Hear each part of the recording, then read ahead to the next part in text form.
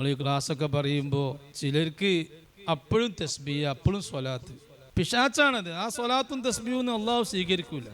ഇവിടെ ഒരു ക്ലാസ് പറയും മുത്തനബിനെ പറ്റി എന്തെങ്കിലും പറയുമ്പോൾ അനിവാര്യമായി മനസ്സിലാക്കാനുള്ള സംഗതിയാണ് നമ്മൾ പറയുക. നിങ്ങൾ 100 വട്ടം കേട്ട് മനസ്സിലാക്കിയത് തന്നെ വീണ്ടും പറയല്ല. നിങ്ങൾ ശ്രദ്ധിക്കണം, ശ്രദ്ധിച്ചേ പറ്റൂ. അങ്ങനത്തെ അനിവാര്യമായ വിഷയങ്ങൾ നമ്മൾ പറയാം. അപ്പോൾ ചില സഹോദരിമാരും സഹോദരന്മാരും ഉണ്ട്, ഒരു ക്ലാസ്സിലിരുന്ന് ആ ക്ലാസ് ശ്രദ്ധിക്കല് അത് റൗളത്തും മിൻ റിയാദിൽ ജന്ന, അത് സ്വർഗ്ഗപ്പൂന്തോപ്പാന്നാണ്.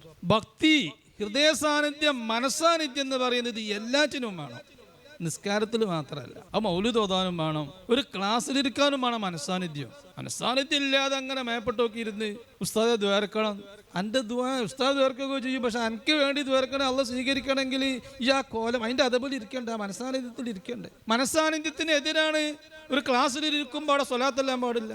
ആ സ്വലാത്തല്ല വേണ്ടി, സ്വലാത്ത് വേറെ സമയത്ത് ചെല്ലാം. മാലങ്ങനെ മറിച്ച് മുഖത്തേക്ക് നോക്കുന്നുണ്ട്, കൽബ് എവിടെയോ ആണ്.